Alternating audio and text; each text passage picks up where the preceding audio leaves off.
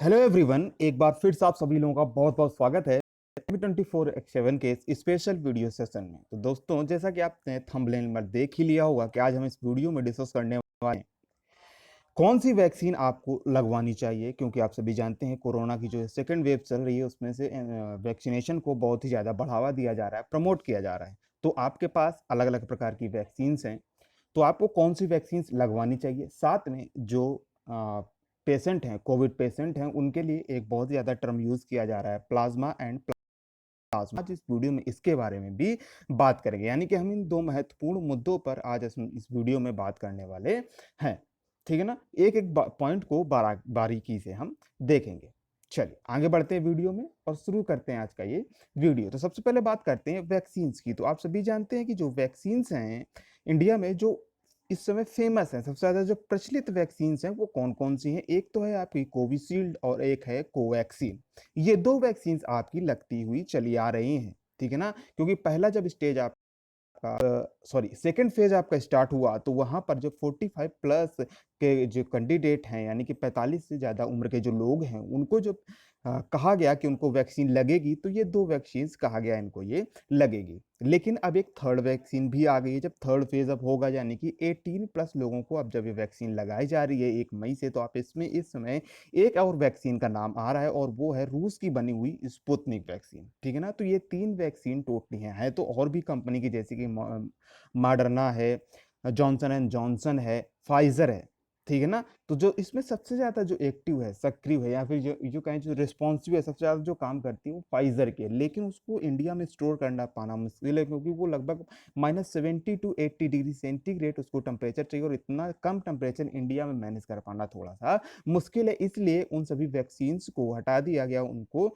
India में नहीं use किया जा रहा है। जो इंडिया में खास तौर पर मुख्य तौर पर वैक्सीन जो यूज की जाती हैं वो है एक कोविशील्ड, दूसरी है कोवैक्सीन और स्पुतनिक, ठीक है ना। तो इन तीनों वैक्सीन के बारे में हम जान लेते हैं, क्या विशेषता है, कौन बनाना है, कैसे इसको इसकी डोज लेनी चाहिए और कौन इसको बनाता है। ये मतलब जो भी इंपॉर्टेंट पॉइंट्स हैं इसके बारे में देख लेते हैं। चलिए देखिए, तो टीके टीकों की वे खूबियां जो आपको जाननी चाहिए, तीनों का हम बिल्कुल से तुलनात्मक विश्लेषण करेंगे यहाँ पर। कोवैक्सीन, कोविशील्ड और स्पुतनिक 5, ठीक है ना। तो कौन कौन सी, सबसे पहले देख लेते हैं कि कौन कौन सी इनकी कंपनियां इनको बना रही हैं। तो जो आपकी कोवैक्सीन है, ये आईसीएमआर भारत बायोटेक कोवैक्सीन की निर्माता है। ये कोवैक्सीन बनाती है ये कंपनी, ठीक है। यानी कि ये पूरी तरीके से इंडियन वैक्सीन है, इसकी यहीं पर रिसर्च हुई, डेवलपमेंट भी हुआ और यहीं पर बन रही है और यहीं पर ही इसको लगाया भी जा रहा है। दूसरी आती है कोविशील्ड। जो कोविशील्ड है वो ऑक्सफोर्ड यूनिवर्सिटी, एस्ट्राजेनेका और भारतीय कंपनी सीरम इंस्टीट्यूट द्वारा बनाई जा रही है, इसका प्रोडक्शन किया जा रहा है। यानी कि ये इसका जो फॉर्मूला तैयार किया गया वो ऑक्सफोर्ड यूनिवर्सिटी एस्ट्राजेनेका द्वारा तैयार किया गया, और इसका जो प्रोडक्शन है वो भारत में भारत की company serum institute of India, जिसका हेडक्वार्टर पुणे में, जिसके सीईओ हैं आधार पूनावाला, जिनका भी हाल ही में इंडिया को छोड़कर चले जाने की खबरें भी आई थी कि इंडिया को छोड़कर चले गए हैं और उनको थ्रेट है, उनकी लाइफ को लेकर के थ्रेट है, जिसकी वजह से उन्होंने इंडिया छोड़ दिया है, ठीक है। तो ये वही सीरम इंस्टीट्यूट है।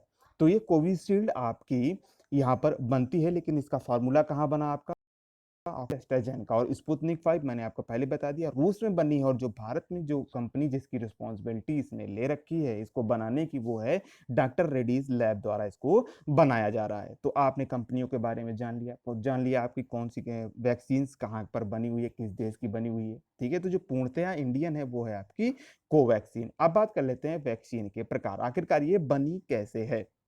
तो जो कोवैक्सीन है ये आपका इनएक्टिवेटेड डेड कोरोना वायरस से बनी हुई है, यानी कि जो डेड कोरोना वायरस हैं उनको ही लेकर के वैक्सीन बनाई गई, और आप जब आपके बॉडी में इंजेक्ट की जाएगी ये वैक्सीन, तो क्या होगा, इससे आपका एंटीबॉडी डेवलप होगी, जो हमारे नए संक्रमण जो आपका होगा उससे आपका रक्षा करेगी, आपका लड़ेगी। तो ये डेड कोरोना वायरस से बनी हुई है। दूसरा जो कोविशील्ड है आपकी, ये बनी हुई है वायरल वेक्टर चिंपैंजी में पाए जाने वाले एडनो वायरस से बनी हुई है, ठीक है ना।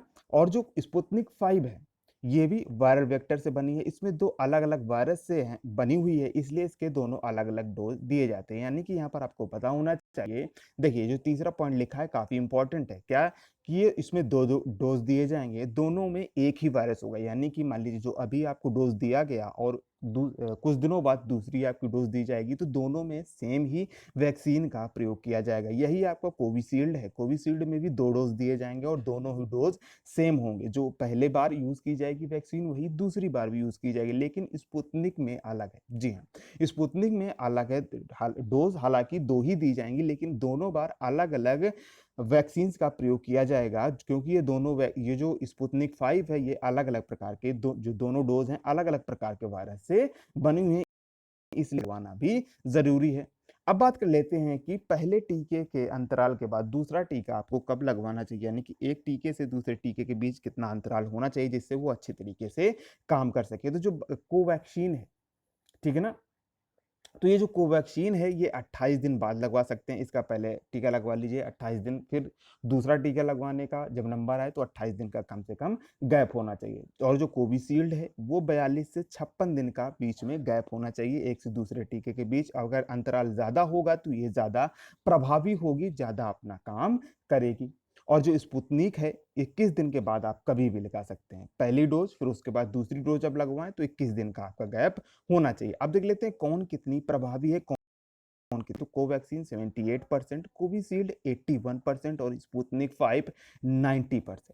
ठीक है, तो हालांकि स्पुतनिक 5 अभी इंडिया में आई है, डॉक्टर रेड्डीज हालांकि प्रोडक्शन कर रही है, लेकिन अभी उतनी ज्यादा बन के तैयार नहीं हुई है, तो इसलिए अभी ये थोड़ा भी कम अवेलेबिलिटी है। लेकिन जो प्रभावी है, कितनी ज्यादा इफेक्टिव है, ये 90% इफेक्टिव है स्पुतनिक 5। अब ये कितने कितने देशों में लगाई जा रही है, तो जो कोवैक्सीन है इसका केवल भारत में प्रयोग किया जा रहा है। कोविशील्ड इसका 80 से अधिक देशों में प्रयोग किया जा रहा है और स्पुतनिक 5 60 से अधिक देशों में प्रयोग किया जा रहा है, जिसमें से अब आपका भारत भी आ गया। अब जो पिछले साल कोरोना का वायरस था, अब जो इस समय कोरोना का वायरस है वो अलग है, यानी कि इस समय जो सेकेंड वेव चल रही है ऐसा माना जा रहा है, और ऐसा भी कहा जा रहा है कि ये जो इस समय का जो वायरस है वो डबल म्यूटेंट है। ठीक है, थोड़ा सा अपने आप को वायरस ने चेंज कर लिया है, डेवलप्ड कर लिया है। तो नए वेरिएंट पर कौन सी वैक्सीन कितनी प्रभावित है, इस पर अभी कोई ऐसी स्टडी आई नहीं हुई है। और ये जो मतलब कि कोवैक्सीन, इस पर अभी कोई स्टडी ऐसी जारी नहीं की गई है। ठीक है, कोविशील्ड जो है आपकी वो सभी वेरिएंट पर प्रभावी, और स्पुतनिक 5 की अभी स्टडी चल रही है अभी साइंटिस्ट इस पर। ठीक है ना, अब तीनों वैक्सीन का कुछ कॉमन पॉइंट है कि तीनों ही वैक्सीन को 2 से 8 डिग्री सेंटीग्रेड के बीच रखा जा सकता है। लेकिन ठीक है, एक पॉइंट यहाँ पर लिखा हुआ है, कोरोना मजीद रिकवर होने के बाद डॉक्टर की सलाह पर टीका ले।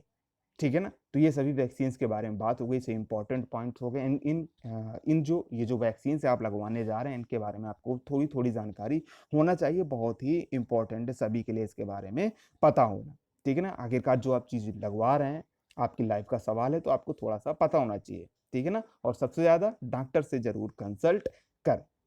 ठीक है, तो आई होप आपको वैक्सीन से लेकर के सभी सवाल डाउट क्लियर हो गए होंगे। अगर अभी भी कोई डाउट है तो आप कमेंट बॉक्स में कमेंट करके पूछ सकते हैं। ठीक है ना, चलिए आगे बढ़ते हैं।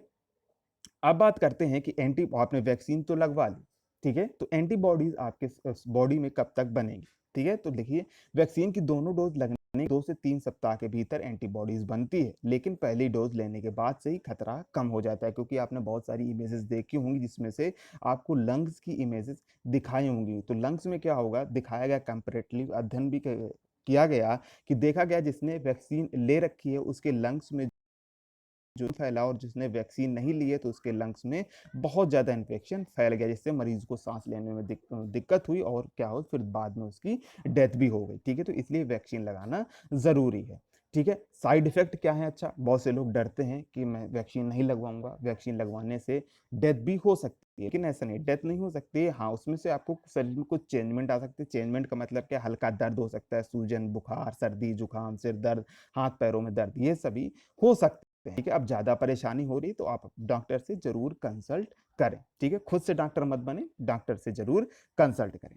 ठीक है ना, साइड इफेक्ट हो सकते हैं, और ऐसा भी नहीं सबको हो, है ना, और ऐसा भी नहीं कि किसी को ना भी हो, तो किसी को हो सकता है और किसी को नहीं हो सकता है। तो ये जो वैक्सीन है उसके साइड इफेक्ट भी हो सकते हैं। ठीक है, आगे बढ़ते हैं। अब बात करते हैं जो हमारा दूसरा पॉइंट है। पहला पॉइंट आपको क्लियर समझ में आ गया वैक्सीन के बारे में, क्या है, कौन सी लगवानी चाहिए, कौन सी आपके लिए बेटर है। ठीक है, अब बात करते हैं प्लाज्मा क्या होता है, आपकी बॉडी में आखिरकार प्लाज्मा काम क्या करता है।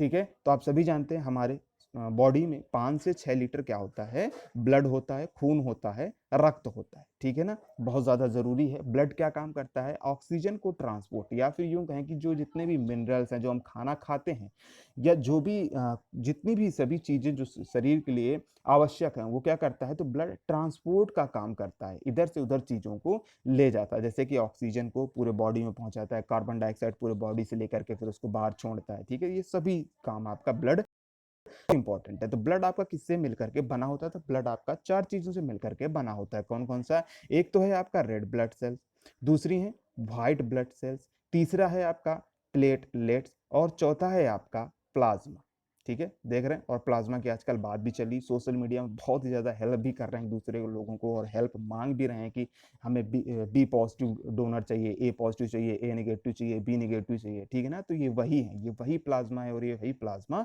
डोनर है, ठीक है। तो अभी हम आगे और भी बात करेंगे, कौन दे सकता है, कौन नहीं दे सकता है, प्लाज्मा कैसे होता है, क्या होता है, सभी चीज़ों के बारे में बात करना है। बात हम करेंगे, आप वीडियो को लास्ट तक देखिएगा, बने रहिएगा बस, ठीक है ना। कोई चीज़ अगर ना भी समझ में आए तो कमेंट के बॉक्स में कमेंट करके पूछ लीजिएगा। तो देखिए यहाँ पर लिखा हुआ कि हमारे खून में red blood cells, white blood cells के अलावा पीले रंग का एक लिक्विड में 90% पानी के अलावा प्लेटलेट्स, प्रोटीन, मिनरल्स, हार्मोन्स एवं अन्य चीजें भी मौजूद होती हैं। इसमें ही होता है आपका प्लाज्मा, यानी कि जो प्लाज्मा होता है वो आपका उस जो प्लाज्मा का भाग है, ठीक है ना, वो सबसे ज्यादा उसमें जो किसकी मात्रा होती है, पानी की उसमें सबसे ज्यादा मात्रा होती है, किसमें, प्लाज्मा। मान लीजिए अब आपको देखना है, तो एक मशीन आती है, सेंट्रीफ्यूगल मशीन हम उसको कहते हैं। मान लीजिए आपने एक टेस्ट ट्यूब में अपना ब्लड निकाला, टेस्ट ट्यूब में आपने ब्लड भर दिया, ठीक है ना। फिर आपने इस ब्लड को इस टेस्ट ट्यूब को आपने सेंट्रीफ्यूगल मशीन पर रखा, ठीक है ना, और वो मशीन 1 मिनट में कम से कम 5,000 बार घूमती है, ठीक है ना। आप किसी भी चीज को इतनी तेज घुमाएंगे तो वो अलग अलग हो जाएगी, बिल्कुल वाजिब सी बात है, ठीक है। तो आप ब्लड को आप इतनी तेज घुमाएंगे 1 मिनट में 5,000 बार, तो वो सभी उसके पार्ट अलग हो जाते हैं और सभी डिफरेंस आपको दिखने लगता है, यानी कि रेड ब्लड सेल्स आपको अलग दिखेंगी, व्हाइट ब्लड सेल्स आपको अलग दिखेंगी, प्लेटलेट्स आपको अलग दिखेंगे, और प्लाज्मा आपको अलग दिखेगा, ठीक है ना। हाँ, अगर कभी मौका मिले तो आप उस मशीन के प्रैक्टिकल के थ्रू करके आप उसको देख सकते हैं, ठीक है। तो इसमें जो प्लाज्मा होता है, प्लाज्मा में सबसे 90% क्या होता है, पानी होता है, ठीक है ना। और हमारे खून में करीब 55% प्लाज्मा होता है। शरीर को रोगों से बचाने में प्लाज्मा का बहुत बड़ा रोल होता है। जब शरीर पर कोई बीमारी हमला करती है तो इसमें प्लाज्मा में मौजूद रोग प्रतिरोधक तत्व बीमारी का मुकाबला करते हैं, यानी कि अब प्लाज्मा में जो आपकी बीमारियों से लड़ती है, तो हम सभी जानते हैं, पढ़ते चले आ रहे हैं, व्हाइट ब्लड सेल्स, ठीक है ना। व्हाइट ब्लड सेल्स हमारे शरीर की रोग प्रतिरोधक क्षमता को बना रखती हैं, और भी जो बीमारियां हैं, ठीक है ना, जो अटैक है, हमारी बीमारी जो हमारे बॉडी पर अटैक करती हैं, तो उससे हमारे शरीर की रक्षा करती है, ठीक है ना। कौन, प्लाज्मा। और प्लेटलेट्स क्या करती हैं, प्लेटलेट्स काम करती हैं हमारे शरीर में रक्त का थक्का जमाने में, ठीक है। कहीं भी आपको चोट लग गई, छिल विल गया आपके हाथ पैर वगैरह में, तो प्लेटलेट्स क्या करती हैं, वहां पर जा करके ब्लड के जो रक्त का थक्का है, ब्लड क्लॉटिंग है, उसको बनाने में मदद करती हैं, ठीक है। तो आई होप आपको प्लाज्मा समझ में आ गया होगा, आपके बॉडी में कहाँ पर है, और आप अगर देखना चाहें तो आप कैसे देख सकते हैं, ठीक है ना। हालांकि आप घर पर बिल्कुल से नहीं देख सकते हैं, ना ही आप कभी ऐसा प्रयोग करिएगा, ठीक है ना। लैब में ही आप इसको देखा जा सकता है सुपरविजन के थ्रू, ठीक है ना। चलिए अब बात करते हैं नेक्स्ट पॉइंट के बारे में। अब प्लाज्मा कैसे आप अलग करेंगे, तो खून से लाल और सफेद ब्लड सेल को हटाने के बाद जो चीज बचती है वो है आपकी प्लाज्मा। कोरोना के केस में जो प्लाज्मा मरीज को दिया जाता है उसे कॉन्वेलेसेंट प्लाज्मा कहते हैं, ठीक है ना। कॉन्वलेसेंट प्लाज्मा कहते हैं, यानी बीमारी से जो शख्स रिकवर हुआ उसके शरीर से निकाला गया प्लाज्मा, ठीक है ना। हाँ, तो आप समझ गए कि प्लाज्मा आपको कहाँ से मिलेगा। अब प्लाज्मा थेरेपी क्या है, आखिरकार जो प्लाज्मा हम यूज करेंगे उसको हम कैसे यूज करेंगे। तो एक शख्स के शरीर से खून निकाला जाता है, फिर उसे फिल्टर किया जाता है। अब यही है कि रेड ब्लड सेल्स अलग कर दी, व्हाइट ब्लड सेल्स आपने अलग कर दी, फिर प्लाज्मा को अलग करने के बाद बाकी खून शरीर में वापस चढ़ा दिया जाता है। निकाले गए प्लाज्मा को बीमार शख्स को दिया जाता है ताकि वह रोगों से मुकाबला कर सके, ठीक है। तो अब आप यहाँ पर पूछेंगे कि क्या साइंटिफिकली अप्रूव्ड है कि क्या प्लाज्मा काम करेगा, ठीक है ना। तो जिसमें माइल्ड सिम्टम्स हैं, यानी कि बहुत हल्के सिम्टम्स हैं, उसी के ऊपर ये प्लाज्मा थेरेपी काम करती है, या फिर यूं कहें कि काम कर सकती है। साइंटिफिकली अप्रूव्ड नहीं है, ठीक है ना। बहुत ज्यादा जो गंभीर रूप से बीमार है उस पर ये प्लाज्मा थेरेपी से भी काम नहीं करते, लेकिन डॉक्टरों का ऐसा मानना है कि जो व्यक्ति बीमार हो चुका, बीमार होने के बाद ठीक हो चुका और उससे शरीर से जब ब्लड निकाला गया तो उसमें ऑलरेडी एंटीबॉडीज हैं, यानी कि जो वर्तमान में पेशेंट बीमार है और उसके शरीर में जब ये ब्लड चढ़ाया जाएगा तो उसको अलग से एंटीबॉडी बनाने के लिए मेहनत नहीं करनी पड़ेगी, ठीक है ना? यानी कि हम एंटीबॉडी वाला ही खून हम चढ़ा रहे हैं तो उससे आपकी जो रोग जो शरीर है वो रोग से अच्छी तरीके से लड़ सकता है, ठीक है? इसलिए आपका ये प्लाज्मा वाला ब्लड उसको दिया जाता है, लेकिन ये साइंटिफिकली अप्रूव्ड नहीं है, ठीक है ना? अब कोविड में कितना ये प्लाज्मा, तो प्लाज्मा थेरेपी कोरोना से लड़ने में कितनी मददगार है, इसका जवाब पूरी दुनिया में कहीं नहीं। मैंने अभी आपको बता दिया। दरअसल माना जाता है कि अगर आप किसी रोग से लड़कर सही हुए हैं तो आपके शरीर में उस बीमारी से लड़ने के लिए एंटीबॉडी बनी होगी, ठीक है? मैंने आपको अभी बता दिया। रेडीमेड एंटीबॉडी यदि किसी ऐसे मरीज को दी जाए जो उसी रोग से पीड़ित है तो शायद उसकी रिकवरी तेजी से होगी क्योंकि उसे एक्टिव एंटीबॉडी मिल जाती है, ठीक है? आई होप आपको समझ में आ रहा होगा। वीडियो पसंद आ रहा हो तो लाइक और शेयर जरूर से कर दीजिएगा। इसके पहले मैंने वीडियो अपलोड किया था कि आखिरकार ऑक्सीजन कैसे बनती है, क्योंकि आप सभी जानते हैं कि कोविड में ऑक्सीजन की बहुत ज़्यादा किल्लत भी हुई, तो ऑक्सीजन कैसे बनती है उसका वीडियो आप जरूर से जा करके या फिर इस वीडियो के लास्ट में मैं लिंक दे दूंगा तो वहां से जाकर के आप उस वीडियो को देख सकते हैं। काफ़ी इंपॉर्टेंट है और आप उसको समझना चाहिए कि ऑक्सीजन कैसे बनती है, ठीक है ना? अब कौन दे सकता है प्लाज्मा, ठीक है ना? अब भाई पूरा जान लिया मैंने, प्लाज्मा कैसे मिलेगा, कहाँ से मिलेगा, क्या फ़ायदा है उसका, आखिरकार मिलेगा कहाँ से? तो एक सवाल जो अक्सर पूछा जाता है कि जिस पर लोग थोड़ा कन्फ्यूज़ हो जाते हैं, वो कि प्लाज्मा कौन दे सकता है? सीधा-सा जवाब है से जो ब्लड डोनेट जो लोग करते हैं, वो प्लाज्मा भी डोनेट करते हैं। लेकिन कोरोना केस की स्थिति में प्लाज्मा वो लोग डोनेट कर सकते हैं, जिनको कोविड-19 हुआ है और वो इससे ठीक हो चुके हैं। यानी कि आप मान लीजिए कोरोना पेशेंट नहीं है, अगर आप ब्लड डोनेट कर रहे हैं तो आप ऐसा नहीं है कि आप प्लाज्मा डोनेट नहीं कर रहे हैं, क्योंकि आप आप डोनेट कर रहे हैं क्योंकि प्लाज्मा तो ऑलरेडी आपके ब्लड का ही हिस्सा है, ठीक है ना? लेकिन इस समय जो आपको प्लाज्मा चाहिए वो जो कोविड-19 पेशेंट हैं, जो ठीक हुए हैं, उनका ब्लड चाहिए, क्योंकि उनके ब्लड में ऑलरेडी कोविड से लड़ने वाली एंटीबॉडी है और वही हेल्पफुल रहेगा, ठीक है ना? इसलिए यहाँ पर ये लास्ट लास्ट लाइन लिखी हुई है कि प्लाज्मा डोनेट वो लोग कर सकते हैं जिनको कोविड-19 हुआ हो और वो इससे ठीक हो चुके हों, ठीक है ना? अब ध्यान देने वाली ये बात है कि कौन नहीं दे सकता है, तो आप वही सी सामान्य सी वही चीज़ें हैं कि आप बीमार ना हो, बूढ़े ना हो, आपकी ज़्यादा एज ना हो, या फिर आप गर्भवती प्रेग्नेंट ना हो, एचआईवी ना हो आपको, या फिर जैसे कि मान लीजिए आपको हेपेटाइटिस ना हो, इस तरीके की बीमारियां ना हो, तो आप ब्लड डोनेट कर सकते हैं, ठीक है ना? कोविड से लड़ने के दौरान जो एंटीबॉडी बनती है उन्हीं के लिए प्लाज्मा डोनेट किया जाता है। तो खून देने के दौरान जो सावधानियां बरतते हैं वो बरतते हैं, साथ में यह भी देखा जाता है कि जिससे प्लाज्मा लिया जा रहा है वह कितने दिन पहले कोविड से रिकवर हुआ है, ठीक है ना? लक्षण समाप्त होने के 14 दिनों के बाद प्लाज्मा डोनेट किया जा सकता है। यानी कि मान लीजिए अभी वर्तमान में कोई पेशेंट है, ठीक है ना? फिर पेशेंट वो धीरे धीरे ठीक हो रहा है, ठीक होने के 14 दिन बाद वो प्लाज्मा डोनेट कर सकता है, यानी कि ब्लड को डोनेट कर सकता है, ठीक है ना? अगर आप आज नेगेटिव हो जाते हैं तो 15वें दिन से लेकर के 3 महीने तक आप प्लाज्मा दे सकते हैं, ठीक है ना? ये कोई नियम नहीं है, लेकिन मोटा-मोटा एक अनुमान है। डोनेट करने वाला शख्स एचआईवी या एचसीवी यानी कि हेपेटाइटिस सी वाला पेशेंट नहीं होना चाहिए, गर्भवती महिला नहीं होनी चाहिए, पहले ही हमने बात कर ली, 18 से कम एज नहीं होनी चाहिए, बूढ़ा नहीं होना चाहिए। इसके अलावा बाकी लोग ब्लड को डोनेट कर सकते हैं, ठीक है ना? तो ये सभी इंपॉर्टेंट पॉइंट्स हमने बात कर लिए प्लाज्मा थेरेपी से रिलेटेड, प्लाज्मा से रिलेटेड। आई होप आपको सभी कंफ्यूजन क्लियर हो गया। अभी भी आपको कोई चीज़ समझ में ना आ रही हो, कोई बात समझ में ना आ रही हो, तो आप कमेंट बॉक्स में कमेंट करके पूछ सकते हैं। वीडियो पसंद आए तो लाइक और शेयर जरूर से कर दीजिएगा। ऐसे ही इंटरेस्टिंग न्यूज़ खबरों के लिए, अपडेट्स के लिए, ठीक है ना, कैरियर से रिलेटेड जानकारी के लिए आप चैनल को सब्सक्राइब कर सकते हैं और नोटिफिकेशन बेल को भी प्रेस कर सकते हैं, जिससे आप कोई भी वीडियो मिस ना कर सके। Thanks for watching. मिलते हैं नेक्स्ट वीडियो में, तब तक के लिए आप सभी का बहुत बहुत धन्यवाद।